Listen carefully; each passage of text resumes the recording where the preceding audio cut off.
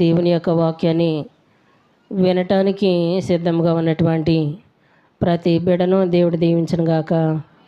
ఆమేన్.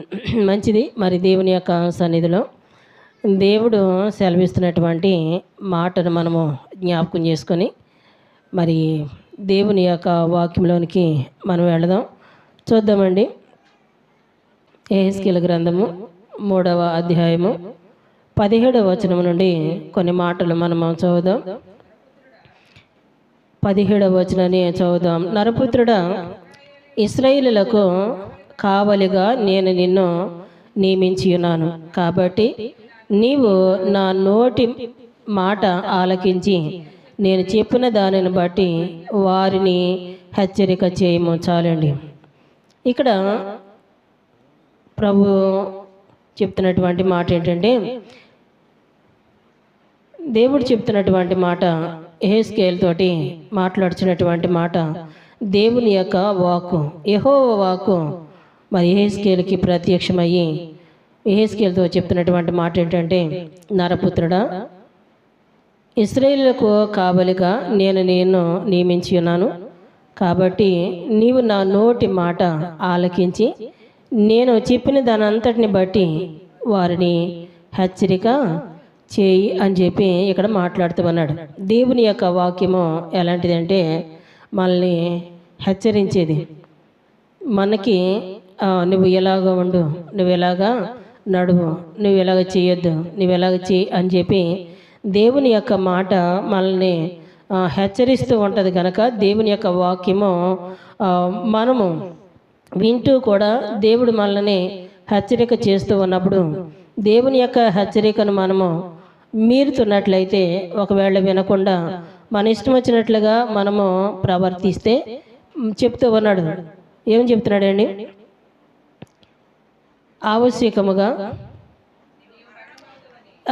నీవు మరణమవుదువని నేను దుర్మార్గుని గురించి ఆజ్ఞయ్యగా నీవు అతనిని హెచ్చరిక చేయకయు అతడు జీవించినట్లు తన దుర్మార్గతను విడిచిపెట్టకవలెనని వానిని హెచ్చరిక చేయకయు ఉండిన ఎడల ఆ దుర్మార్గుడు తాను చేసిన దోషమును బట్టి మరణమవును గాని అతని రక్తమునకు నిన్ను ఉత్తరవాదినిగా చేతును. అయితే నీవు దుర్మార్గుని హెచ్చరిక చేయగా అతడు తన దుర్మార్గం నుండి దుష్క్రియల నుండి మరలిని ఎడల అతడు తన దోషమును బట్టి మరణవును గాని నీవు ఆత్మను తప్పించుకొందువు అని చెప్పి ఇక్కడ మరి యెహెజ్కేలు తోటి మరి యెహోవా దేవుడు మాట్లాడుచు ఉన్నాడు. ఇదిగో దేవుని యొక్క హెచ్చరిక ఏంటి అనేసి అంటే, తప్పు చేసినటువంటి వారిని నీవు తప్పు అని చెప్పి గద్దించు అంటున్నాడు. దేవునికి విరోధంగా ఉంటే నువ్వు చేస్తున్నటువంటి పని దేవునికి విరోధమైనది, నువ్వు అలాగ చేయొద్దు అని చెప్పి హెచ్చరిక చేయమంటున్నాడు. దేవుని యొక్క సన్నిధిలో దేవుని యొక్క మాట హెచ్చరిక చేస్తూ ఉన్నప్పటికీ దేవుని యొక్క మాట వింటూ ఇంకా దుర్మార్గముగా ఒకవేళ నడుస్తూ ఉన్నట్లయితే దేవుడు చెప్తూ ఉన్నాడు, దుర్మార్గుణ్ణి నువ్వు హెచ్చరిక చెయ్యి. దుర్మార్గుణ్ణి నీవు హెచ్చరిక చేసినప్పుడు తన దుర్మార్గతను విడిచిపెడితే మంచిది. ఒకవేళ దుర్మార్గుడు ఒకవేళ దేవుని యొక్క హెచ్చరికను మీరి ఒకవేళ అలాగే నడుస్తూ ఉన్నట్లయితే తన ఆత్మకి నీవు ఉత్తరవాదు కాదు, కానీ హెచ్చరిక చేసావు కనుక నేను చూసుకుంటాను అంటున్నాడు దేవుడు. ఒకవేళ హెచ్చరిక చేయకపోతే యెహెజ్కేలు దుర్మార్గుల యొద్దకు వెళ్ళి దేవుని యొక్క వాక్యాన్ని చెప్పకపోతే అంటూ ఉన్నాడు, దుర్మార్గుడికి దేవుని యొక్క వాక్యము అందించకపోతే ఆ దుర్మార్గత నుండి వాడు బయటికి రాలేడు. గనక దేవుని యొక్క హెచ్చరికను వారికి తెలియజేయి. ఒకవేళ నువ్వు తెలియచేయకపోతే తన ప్రాణానికి యెహెజ్కేలు నీవే ఉత్తరవాదివి అని చెప్పి దేవుడు మాట్లాడుతూ ఉన్నాడండి. దేవుని యొక్క సన్నిధిలో ఉన్నటువంటి ప్రతి ఆత్మకి దేవుని యొక్క వాక్యము బోధిస్తున్నటువంటి మేము ఉత్తరవాదులము గనక ప్రతి ఆత్మకు అందించవలసినటువంటి దేవుని యొక్క వాక్యాన్ని అందించాలి. గనక మంచిది అని చెప్తాడు దేవుడు. మంచిది కానిదేదో దేవుడు అది మంచిది కాదు అని చెప్పి దేవుడు హెచ్చరిక చేస్తూ ఉన్నప్పుడు హెచ్చరిక చేయమన్నప్పుడు దానిని ఒకవేళ మనం హెచ్చరిక చేయకపోతే దాని విషయంలో దేవుడు మమ్మల్ని లెక్క అడుగుతాడు. ఒకవేళ విన్న తర్వాత నీవు అలాగ లేకపోతే దేవుడు నిన్ను లెక్క అడుగుతాడు. దేవునికి మహిమ కలుగును గాక. అందుకనే దేవుడు అంటూ అన్నాడు, యెహెజ్కేలు, ఇదిగో నేను నిన్ను నియమించి ఉన్నాను గనక నీవు నా మాటలను ఆలకించి నేను ఏదైతే నిన్ను చెప్పమని హెచ్చరిక చేశానో దానిని నీవు చెయ్యి అని చెప్పి దేవుడు సెలవిస్తూ ఉన్నాడు. గనక దేవుని యొక్క సన్నిధిలో ఉన్నటువంటి ప్రతి ఒక్కరితోటి దేవుడు మాట్లాడతాడు.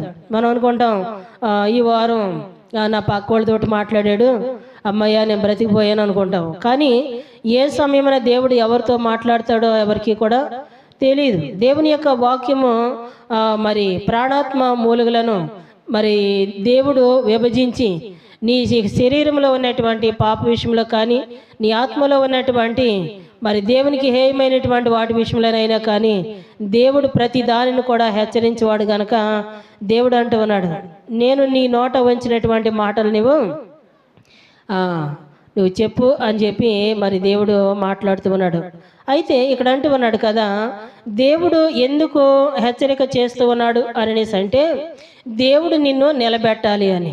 దేనిలో నిలబెట్టాలండి? ఆత్మీయ విషయంలో దేవుడు నిన్ను నిలబెట్టాలి అని, దేవుని యొక్క వాక్యంలో నిన్ను దేవుడు బలపరచాలని, దేవుని యొక్క శక్తితో నేను దేవుడు నింపాలి అని చెప్పి దేవుడు కోరుకుంటూ దేవుడు నీతోటి మాట్లాడుతూ ఉన్నాడు. దేవునికి మహిమ కలుగును గాక. దేవుని యొక్క మాట మరి వింటూ ఉన్నాం, దేవుని యొక్క మార్గంలో నడుస్తూ ఉన్నాం.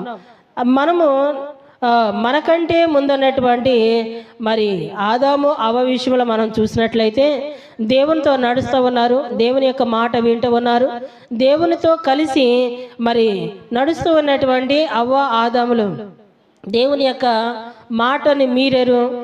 దేవుని యొక్క మాటను వినకుండా వారు పాపములో పడిపోయినప్పుడు దేవుడు వారిని పిలిచి వారు చేసినటువంటి పనిని బట్టి వారికి మరి దేవుడు మరి ఇవ్వవలసినటువంటి ప్రతిఫలం ఏంటో ఇచ్చేసి అక్కడ దేవుడు చెప్తున్నటువంటి మాట ఏంటంటే, దేవుడైన యెహోవా నేల మంటిని తీసి నరుగా చేసి తన నాసిక రంధ్రంలో జీవాత్మను ఊదినటువంటి ఈ నరుడు నిత్యము మరి మరణించకుండా జీవిస్తాడేమో, తాను చేసినటువంటి పాపమును బట్టి తాను చేసినటువంటి మరి తప్పును బట్టి ఇదిగో మరి మంటి నుండి తీయబడినటువంటి మనుషుడు మరలా మంటికి చేరాలి గనక ఇదిగో జీవవృక్ష ఫలాలు ఒకవేళ తిని నిరంతరము జీవిస్తాడేమో అని చెప్పి అంటండి. దేవుడైనటువంటి యెహోవా ఆది కాండము 3వ అధ్యాయము ఆది కాండము 3వ అధ్యాయము 24వ వచనాన్ని చదువుకుందాం. అప్పుడు ఆయన ఆదామును వెళ్ళగొట్టి ఏదైనా తోటకు తూర్పు దిక్కున ఉన్న కెరూపులను జీవవృక్షమునకు పోవు మార్గమును కాచుటకు ఇటు అటు తిరుగుచు ఉన్న ఖడ్గ జ్వాలలను నిలవబెట్టెను. దేవునికి మహిమ కలుగును గాక. హల్లెలూయా.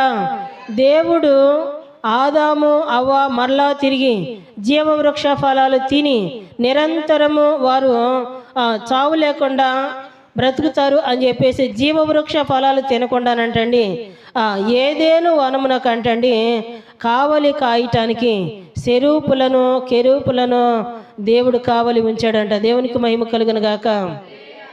దేవుడు అంటూ ఉన్నాడు కదా, ఇదిగో జీవవృక్ష ఫలాలు ఒకవేళ తిని వారు నిరంతరము జీవించినేమో అని దేవుడైన యెహోవా అతడు ఏ నేల నుండి తీయబడినో దాన్ని సేద్యపరచుటకు ఏదైనా తోటలో నుండి అతనిని పంపివేశాను. అప్పుడు ఆయన ఆదాముని వెళ్ళగొట్టి ఏదైనా తోటకు తూర్పు దిక్కున ఉన్న కెరూపులను జీవవృక్షమునకు పోవు మార్గమును కాయుటకు ఇటు అటు తిరుగుతున్న ఖడ్గ జ్వాలలను నిలవబెట్టాను. దేవునికి మహిమ కలుగును గాక.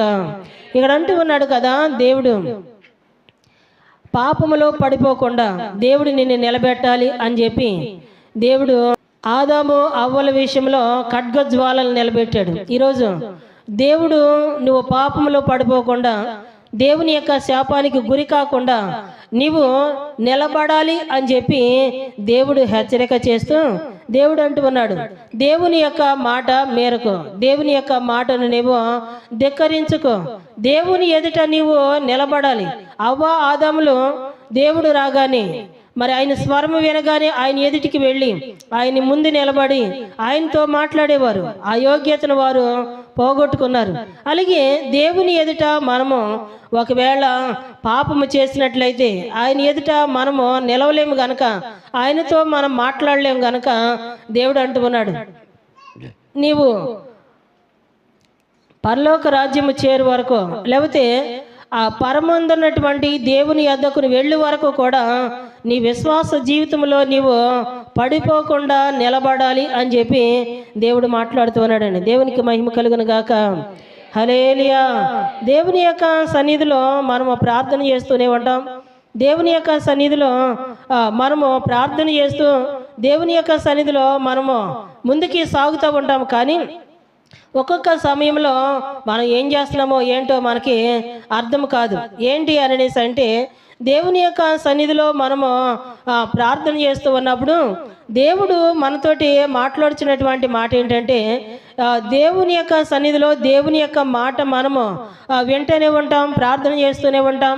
దేవుడు హెచ్చరిక చేసినప్పుడు నొచ్చుకుంటాం.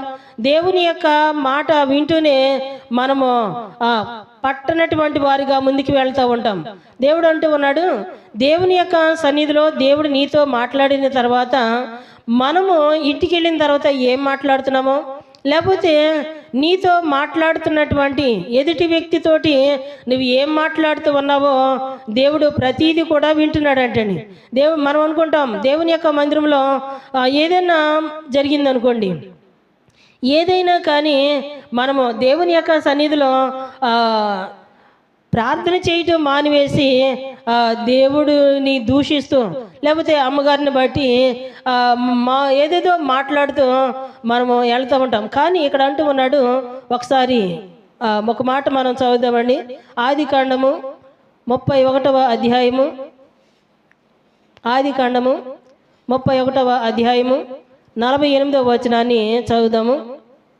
ఆదికాండము 31వ అధ్యాయము 48వ వాక్యాన్ని చదువుదాం. లాబాను, నేడు ఈ కుప్ప నాకును నీకును మధ్య సాక్షిగా ఉండును అని చెప్పాను, కాబట్టి దానికి ఆగలేదు అని పేరు పెట్టాను. మరియు మనము ఒకరిని ఒకరము దూరముగా ఉండగా యెహోవా నాకును నీకును మధ్య జరుగుచున్నది కనిపెట్టును అని చెప్పాను గనుక దానికి మిస్సా అని పేరు పెట్టబడెను. దేవునికి మహిమ కలుగును గాక. మనం దూరంగా ఉండి ఒకరిని ఒకరము మనము మాట్లాడుచు ఉన్నప్పుడంట నీకును నాకును మధ్య ఎవరు ఉన్నారంటండి?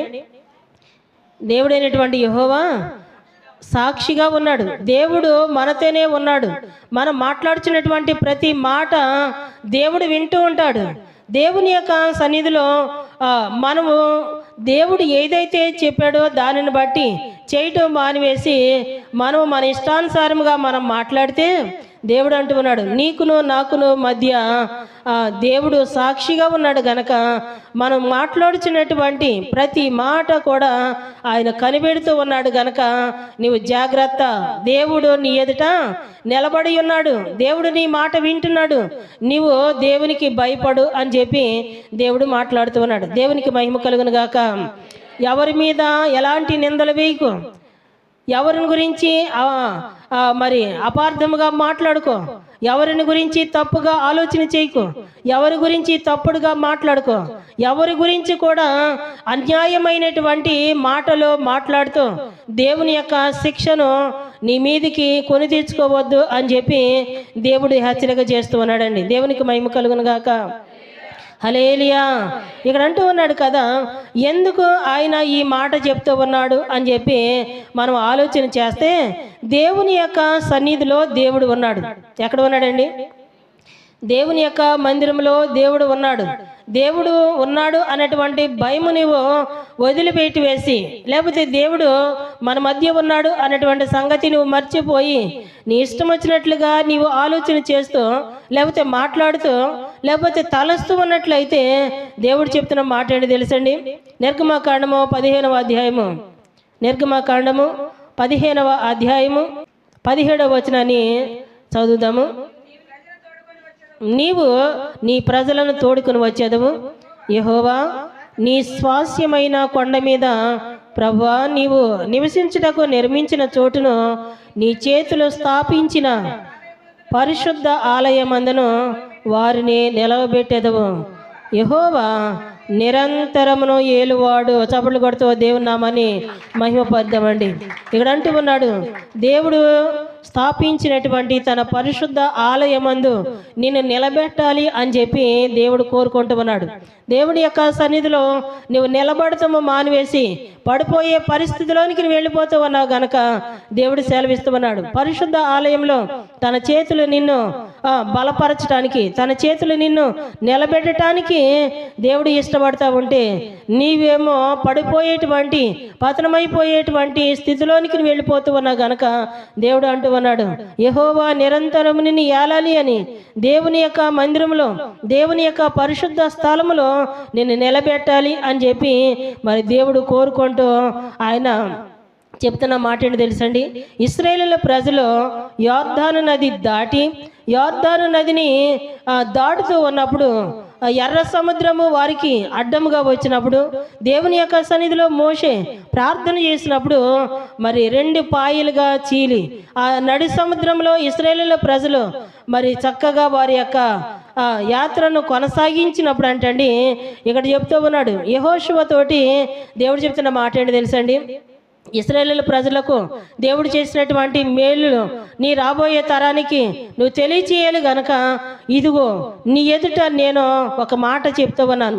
ఏంటి ఆ మాట అంటే, దేవుని యొక్క సన్నిధిలో మరి దేవుడు చేసినటువంటి కార్యాలని నీవు చూసావు, నీ తరము వారికి తెలియాలి అనేసి అంటే ఇదిగో నువ్వు చేయవలసినటువంటి పని ఏంటంటే యెహోషువ గ్రంథము 4వ అధ్యాయము, యెహోషువ గ్రంథము 4వ అధ్యాయము 20వ వచనంలో చెప్తా ఉన్నాడు. యెహోషువ గ్రంథము 4వ అధ్యాయము 20వ వచనం, వారు యోర్దానులో నుండి తెచ్చిన 12 రాళ్లను యెహోషువ గిల్గాల్లో నిలబెట్టించి ఇశ్రాయేలుతో ఇట్లనెను, రాబో కాలమున మీ సంతతి వారు ఈ రాళ్ళు ఎందుకు అని తమ తండ్రులను అడుగుదురు కదా, ఈ రాళ్ళు ఎందుకు అని తమ తండ్రులను అడుగుదురు కదా, అప్పుడు మీరు ఇశ్రాయేలీయులు ఆరిన నేల మీద ఈ యోర్దానును దాటిరి.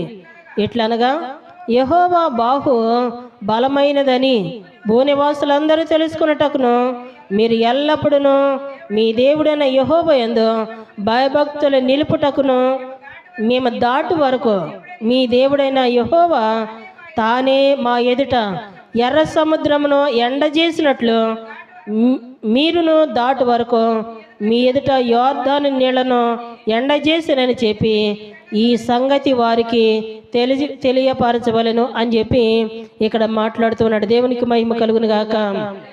హల్లెలూయా. దేవుడు మనకు చేసినటువంటి మేలులను బట్టి మనము సంతోషించడం కాదు, కానీ దేవుడు మనకు చేసినటువంటి మేలులను మన పిల్లలకు మనం తెలియచేయాలి.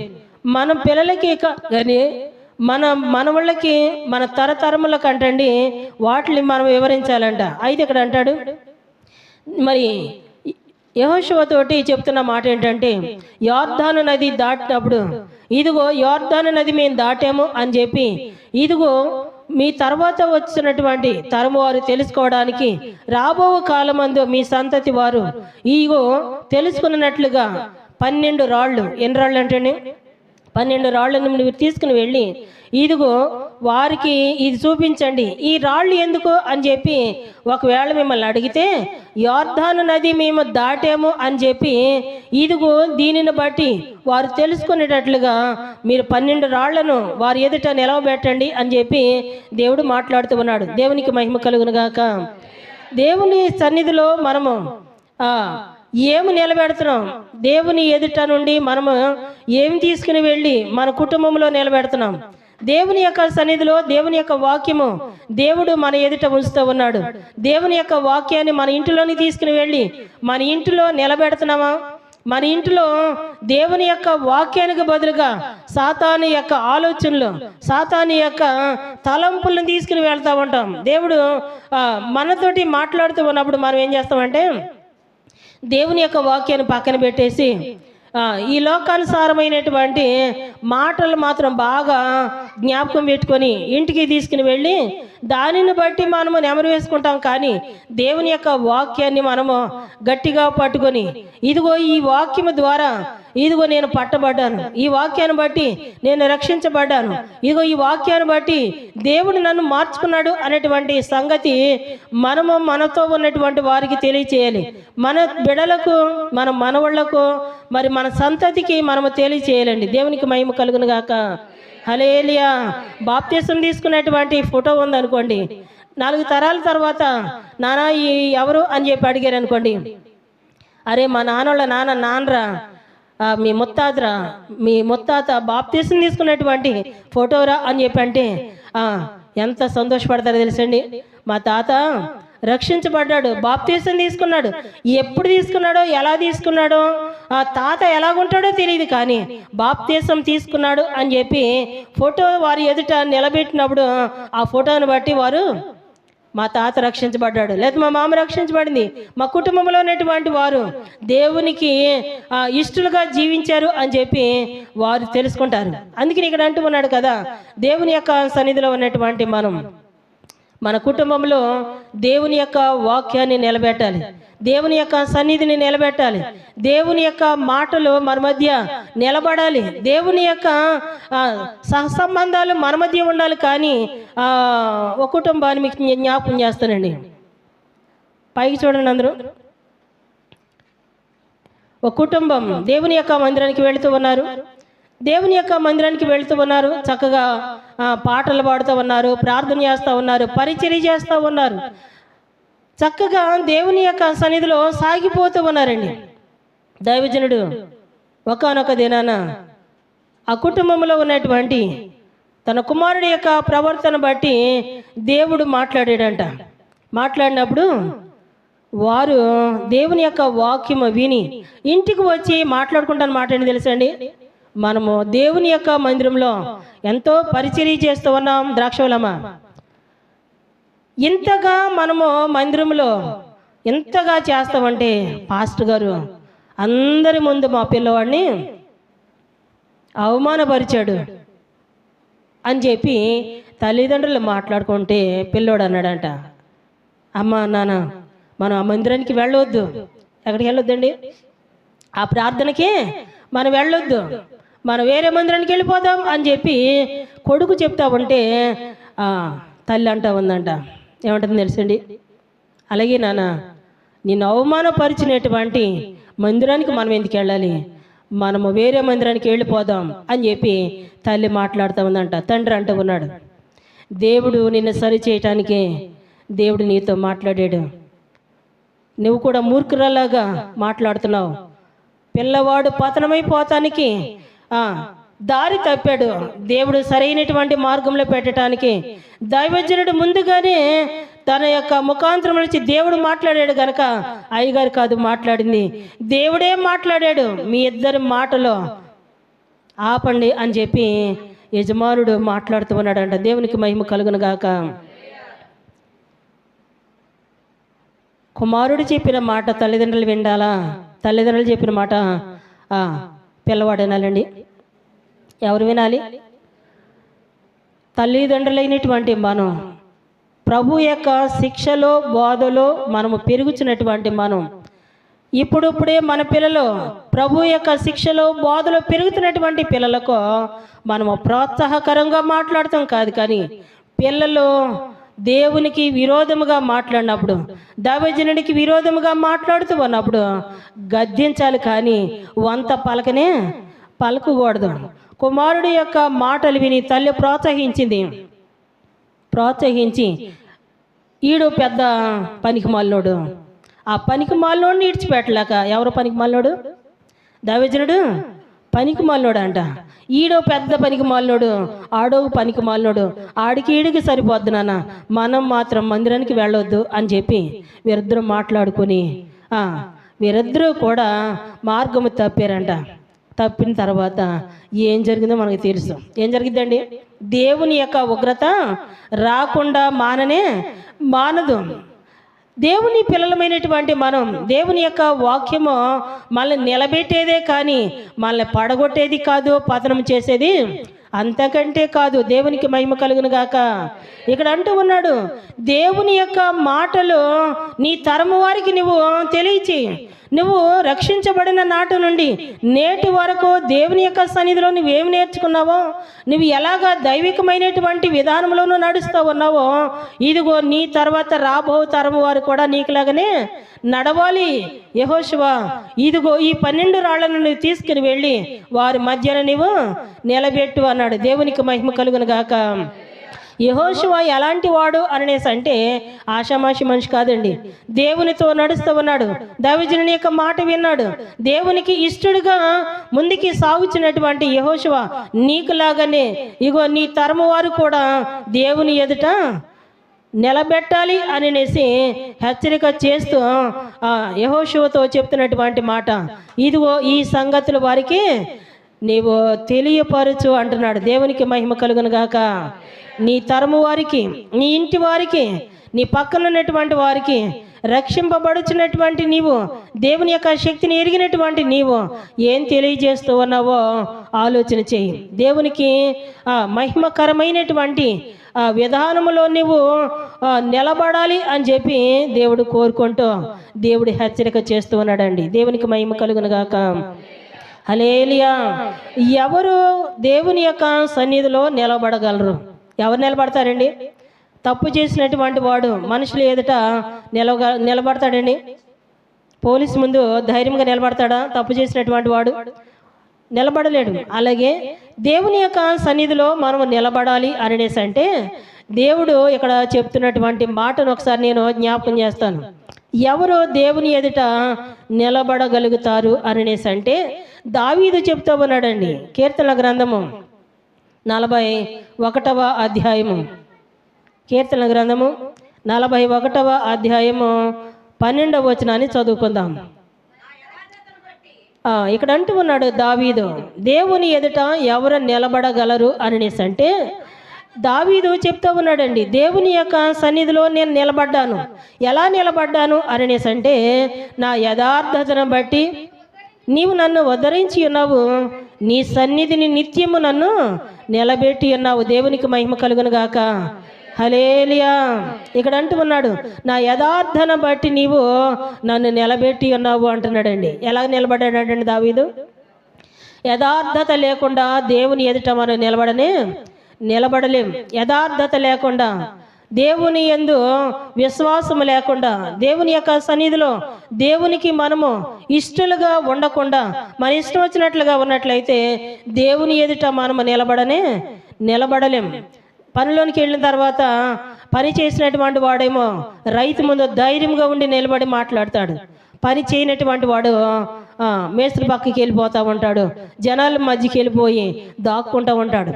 ఎందుకనంటే తాను పని చేయలేదు గనక, నిలబడటానికి ధైర్యం లేదు గనక, తను యథార్థముగా పొలంలో పని చేయలేదు గనక రైతు ముందు నిలబడలేకపోతున్నాడు. దేవుని యొక్క సన్నిధిలోనే కాదండి, మనం పనికి వెళ్ళినప్పుడు కూడా యథార్థతగా మనము పని చేయాలి.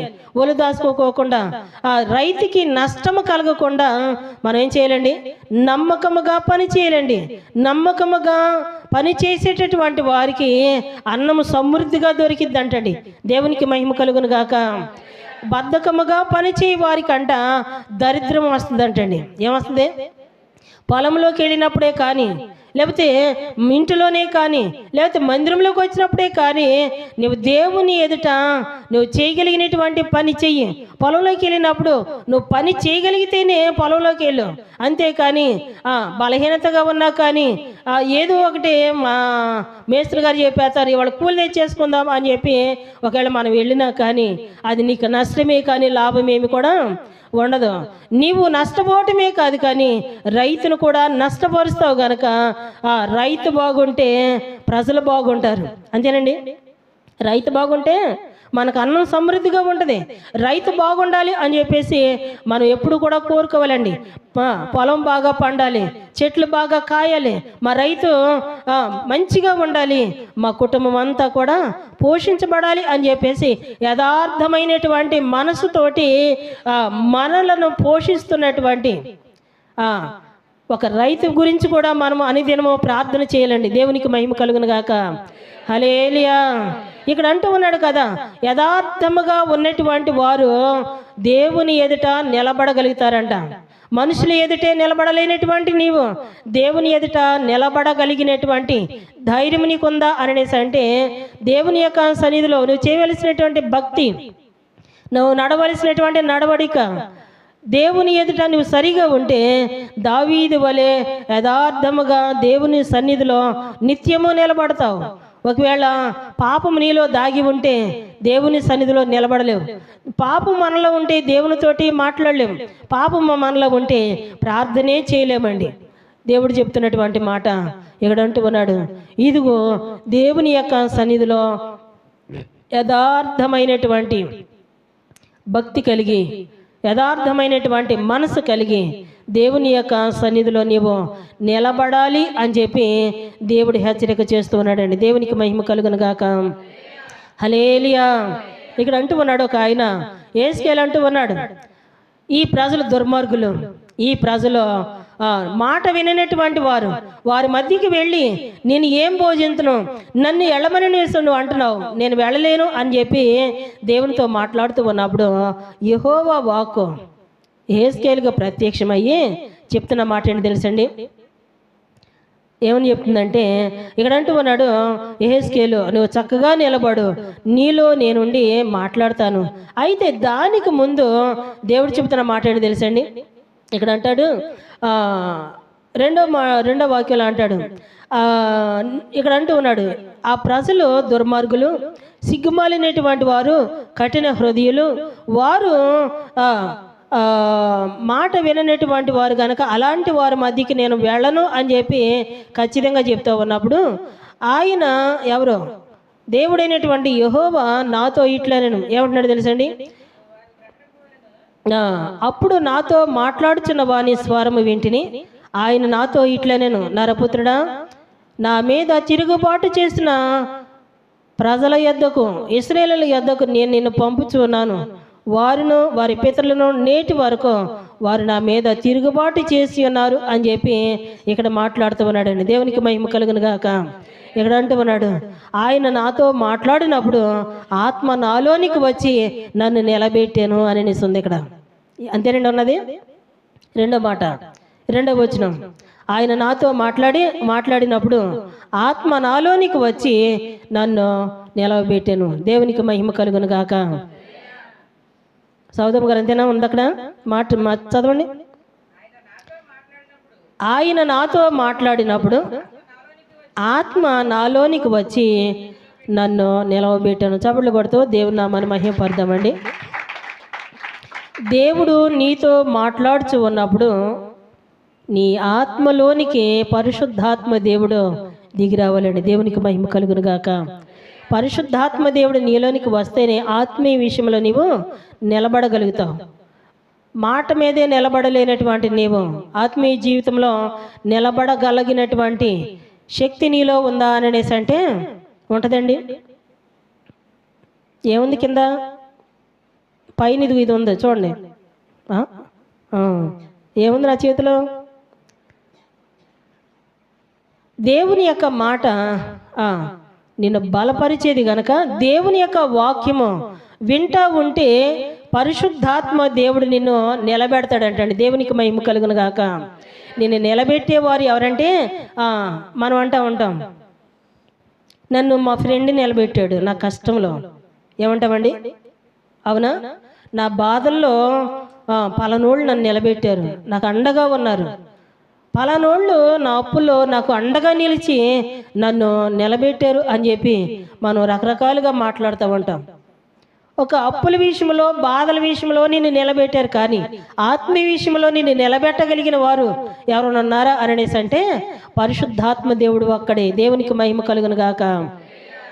అప్పుల విషయంలో నన్ను రకరకాలైన విషయాల్లో నిలబెడటానికి నువ్వు ఆలోచన చేస్తూ ఉంటావు, కానీ ఆత్మీయ విషయంలో నిలబెడటానికి పరిశుద్ధాత్మ దేవునికి మాత్రం మనము అవకాశం ఏమో ఇక్కడ అంటూ ఉన్నాడు కదా, యెహెజ్కేలు తోటి దేవుడు మాట్లాడుతూ ఉన్నప్పుడంట ఆత్మ వచ్చి యెహెజ్కేలు ఏం చేసిందంటండి, నిలబెట్టిన తర్వాత యెహెజ్కేలు ఎవరి గురించి అయితే చెడ్డగా మాట్లాడాడో వారి మధ్యకి వెళ్ళి ధైర్యంగా దేవుని వాక్యాన్ని ప్రకటించాడండి.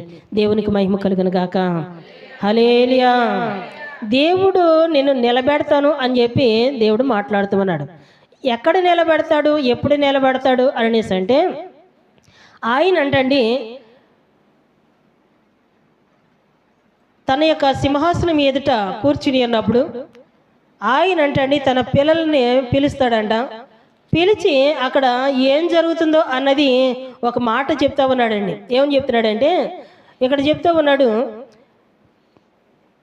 మహిమతో మనిషి కుమారుడు ఆయనతో కూడా సమస్త దూతలు వచ్చినప్పుడు ఆయన తన మహిమ గల సింహాసనం మీద ఆసీనుడయ్యుండును.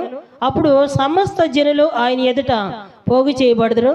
గొల్లవాడు మేకలలో నుండి గొర్రెలను వేరుపరిచినట్లుగా ఆయన వారిని వేరుపరచి, మత్తయి సువార్త 25వ అధ్యాయము 33వ వచనాన్ని చదువుతున్నాం. తన కుడివైపున గొర్రెలను ఎడమ వైపున మేకలను నిలవబెట్టును. దేవునికి మహిమ కలుగునుగాక. ఇక్కడ అంటూ ఉన్నాడు, ఆయన మహామహిమతో మనిషి కుమారుడు సమస్త దూతలతోటి మరి వచ్చినప్పుడు ఆయన తన మహిమ గల సింహాసనం మీద కూర్చుని ఉన్నప్పుడు నిలబడినటువంటి వారు ఎవరో, పడిపోయినటువంటి వారు ఎవరో అక్కడ లెక్క తేలిపోద్దంట. ఆయన అంటూ ఉన్నాడు, గొర్రెలనేమో తన కుడివైపుకును మేకలనేమో తన ఎడమ వైపు కంట వేరుపరుస్తాడంటండి. వేరుపరిచి ఇక్కడ అంటూ ఉన్నాడు, ఏమంటున్నాడండి, గొల్లవాడు మేకలలో నుండి గొర్రెలను వేరుపరిచినట్లు ఆయన వారిని వేరుపరిచి తన కుడివైపున గొర్రెలను ఎడమ వైపున మేకలను నిలవబెట్టును. అప్పుడు రాజు తన కుడివైపునున్న వారిని చూచి, నా తండ్రి చేత ఆశీర్వదించబడిన వారులారా రండి, లోకము పుట్టినది మొదలుకొని మీ కొరకు సిద్ధపరచబడిన రాజ్యమును స్వతంత్రించుకొనుడి అంటాడు. దేవునికి మహిమ కలుగును గాక. దేనికి నిలబెడుతున్నాడు దేవుడు అని చెప్పి మనం ఆలోచన చేస్తే, దేనికోసం అండి, దేనికోసం? తన తండ్రి రాజ్యమును స్వతంత్రించుకోవటానికి దేవుడు మనల్ని నిలబెడుతున్నాడు. చప్పట్లు కొడుతూ దేవుని నామాన్ని మహిమపరదామండి. దేని కొరకు నిన్ను నిలబెట్టాలని దేవుడు ఆశపడుతున్నాడండి? దేనికోసము?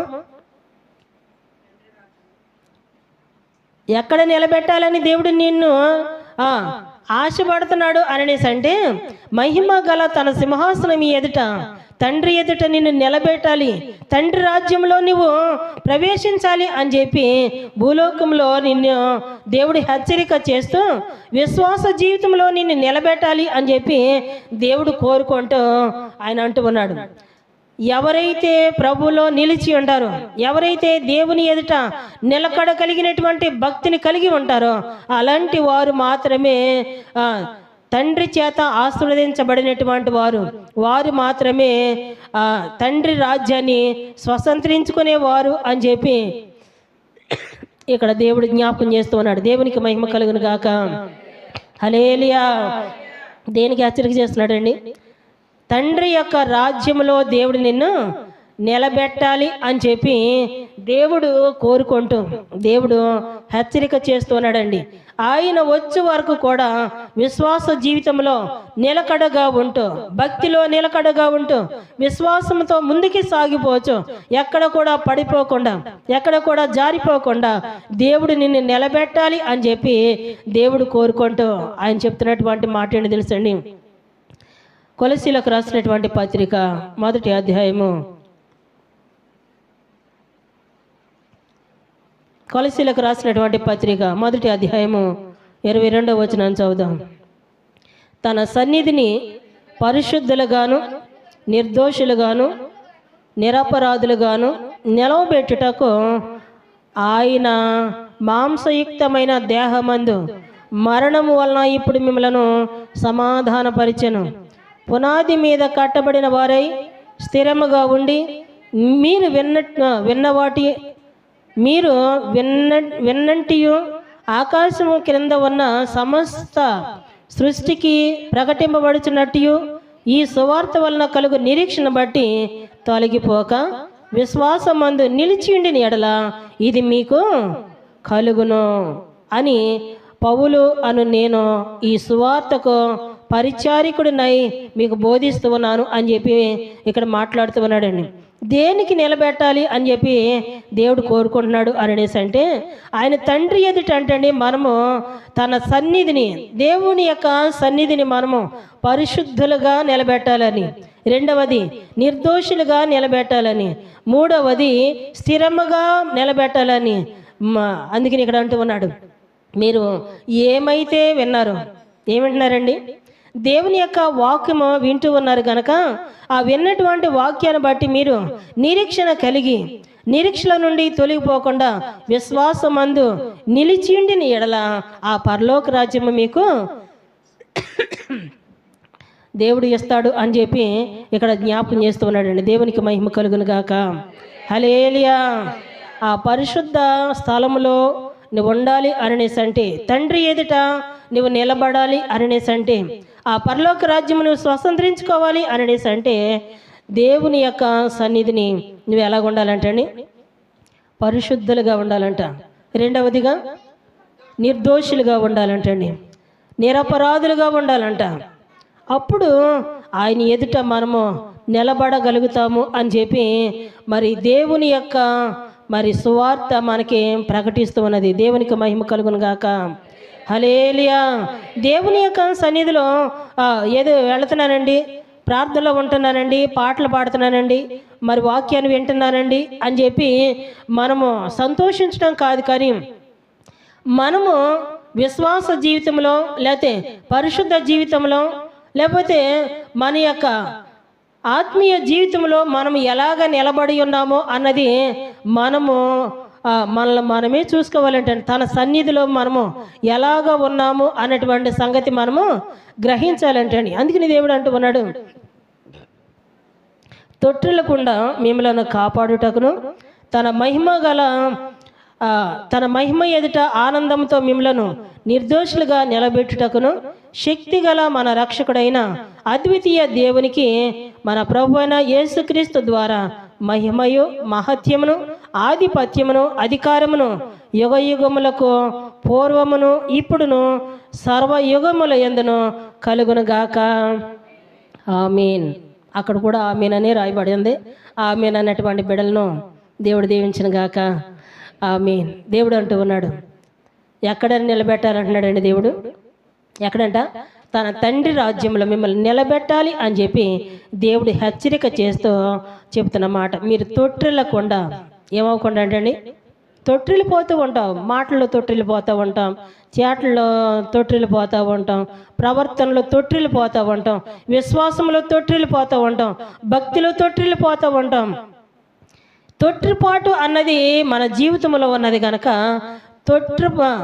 తొట్టిల్లకుండా మిమ్ములను కాపాడుటకు పరిశుద్ధాత్మ దేవుడు తన వాక్యము ద్వారా మీకు హెచ్చరిక చేస్తూ, మరి హెచ్చరికలను బట్టి దేవుని యొక్క వాక్యాన్ని బట్టి మిమ్మల్ని విశ్వాస జీవితంలో మరి నిలబెడుతూ ఉన్నది కనుక ఇక్కడ అంటున్నాడు, తన మహిమ ఎదుట ఆనందముతో మిమ్మలను నిర్దోషులుగా నిలబెట్టాలి అని చెప్పి శక్తి గల దేవుడు తన అద్వితీయ దేవునికి మహిమ కలిగినట్లుగా యేసుక్రీస్తు యొక్క మహాత్యమును ఆధిపత్యమును అధికారము యుగయుగములు, ఈరోజే కాదండి, ఎప్పటి వరకంట? యుగయుగములు అంటే నిన్న నేడు నిరంతరము ఏకరీతిగా ఉన్నటువంటి దేవుడు. మనమైతే కొద్ది సంవత్సరాలు మాత్రమే ఉంటాం, కానీ తరతరములు, ఎన్ని తరాలండి?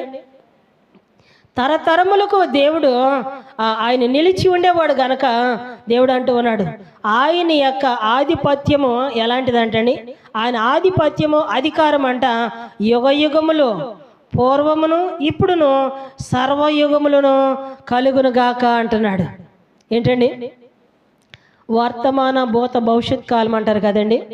జరిగినవి, జరుగుతున్నాయి, జరగబోయి 3 కాలాల్లో కూడా దేవుడు నిలిచి ఉండేవాడు గనక ఆయనకే ఘనత మహిమ ప్రభావములు కలుగును గాక. ఇక్కడ అంటూ ఉన్నాడు, యుగ యుగములో ఆయన ఎదుట మనము నిలబడాలి అని చెప్పేసి మనం అనుకుంటే, దేవుని ఎదుట మనము పవిత్రులుగా ఉండాలి, నిర్దోషులుగా ఉండాలి, నిరపరాధులుగా ఉండాలి. అప్పుడు మాత్రమే ఆయన పరిశుద్ధ సింహాసనం ఎదుట మనము నిలబడగలుగుతాము. దేవునికి మహిమ కలుగును గాక. మరి దేవుని ఎదుట మనము నిలబడేటువంటి స్థితిని కలిగి ఉన్నామా? ఇంకా పడిపోయినటువంటి స్థితిలోనే ఉండి ప్రాకులాడుతున్నామా? దేవుడు అంటూ ఉన్నాడు, పడిపోయినటువంటి స్థితిలో నుంచి పైకి లేవనెత్తి నిన్ను నిలబెట్టి ఆ మహిమ గల సింహాసనం ఎదుట నిన్ను నిలబెట్టాలి అని చెప్పి దేవుడు కోరుకుంటాం. తన మాటలను మరి దేవుడు ముగిస్తూ ఉన్నాడు. దేవుడు తన వాక్కులను దేవుడు దీవించును గాక.